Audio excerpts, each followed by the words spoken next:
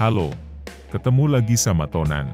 Sekarang sudah makin jelas kalau Jakarta International Stadium ternyata belum dibangun sesuai standar FIFA.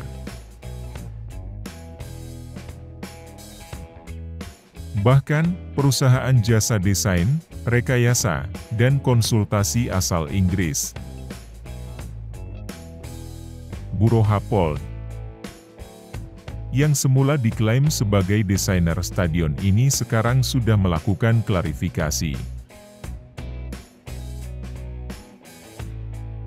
Katanya, ada bagian-bagian Jakarta International Stadium yang gak sesuai desain awal dari Buro Happold.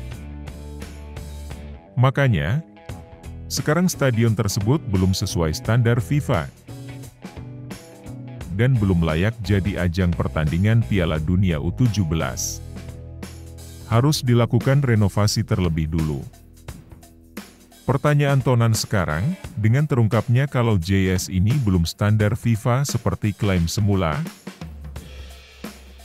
padahal biaya pembangunannya mahal banget, sampai 4,5 triliun, apakah di waktu pembangunannya, JS ini ada korupsinya? Jangan-jangan, sebagian anggarannya dikorupsi.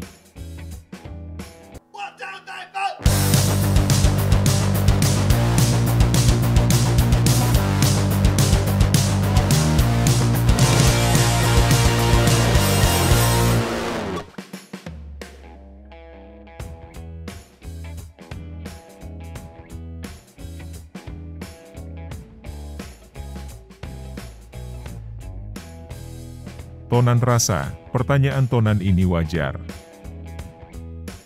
Rakyat boleh tahu soal penggunaan anggaran sebesar ini. Kalau kalian ingat, anggaran 4,5 triliun itu asalnya 3,6 triliun dari pemerintah pusat dan 900 miliar dari Pemprov DKI. Jadi, stadion ini dibiayai uang rakyat.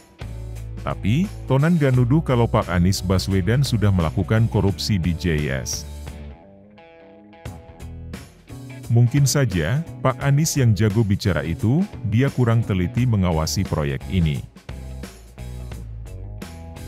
Bisa jadi, para anak buah dan kontraktornya banyak yang bermain.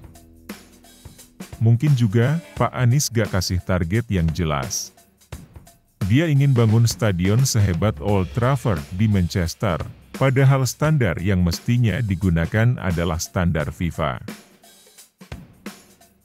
Makanya, yang dikejar sama tim pelaksana proyek adalah membangun stadion yang megah dan mewah. Mereka lupa menghitung faktor keamanan dan keselamatan penonton sama para pemain.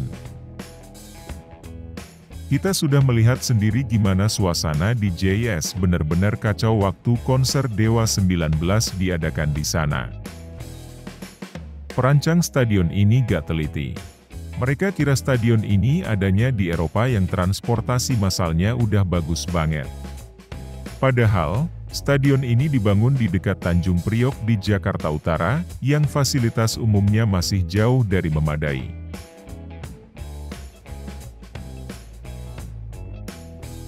Sekarang, para kadrun dan kader PKS yang semula bertubi-tubi membela JS dan Anies Baswedan, mereka yang menuduh ada politisasi soal stadion JS belum standar FIFA, sejak ada pengumuman dari Buro Happold tadi, mereka jadi gak bisa berkata-kata lagi.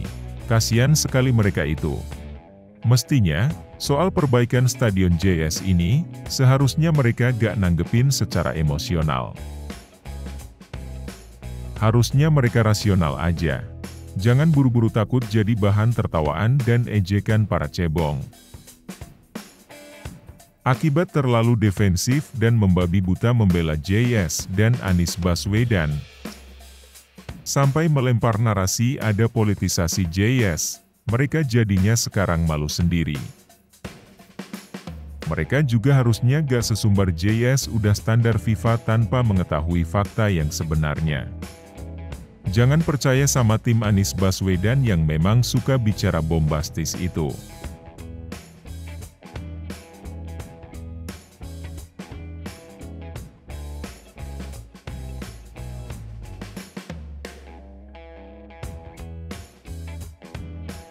Padahal, kalau dipikir-pikir, stadion direnovasi supaya sesuai standar event FIFA itu sebetulnya biasa aja. Di Indonesia, bukan cuma Jakarta International Stadium yang belum memenuhi standar FIFA. Dari yang Tonan baca, ada banyak stadion lain yang butuh renovasi. Waktu rencana pelaksanaan Piala Dunia U20, kabarnya cuma ada 2 stadion yang udah lolos seleksi. Ini yang bikin Indonesia gagal jadi tuan rumah Piala Dunia U20, bukan soal Israel. Makanya, kita dikasih waktu buat berbenah dan dikasih kesempatan buat jadi penyelenggara Piala Dunia U17. Di negara-negara lain, kondisinya juga sama. Hampir selalu harus diadain perbaikan stadion kalau mau jadi tuan rumah event-event FIFA. Bahkan, ada negara yang bikin stadion-stadion yang sama sekali baru seperti Qatar demi bisa jadi tuan rumah event FIFA. Nah, balik ke pertanyaan Tonan di awal tadi, apakah ada bau-bau korupsi dalam pembangunan Jakarta International Stadium ini? Tonan sih berharap pejabat Gubernur Heru Budi Hartono bisa melakukan audit menyeluruh terhadap pembangunan JS. Apalagi, kalau kita masih ingat pagar pembatas di Stadion JS ini pernah roboh waktu acara peresmian yang dihadiri sama Anies Baswedan sendiri. Ini kan konyol sekali. Oke, itu saja pembahasan Tonan kali ini. Sebagai penutup, Tonan mau ingetin teman-teman soal tagline 2045 TV yang baru. Ikut komando Jokowi. Dukung Ganjar Pranowo. Jadi, sudah jelas banget ya arah dari kanal kita ini. Bye.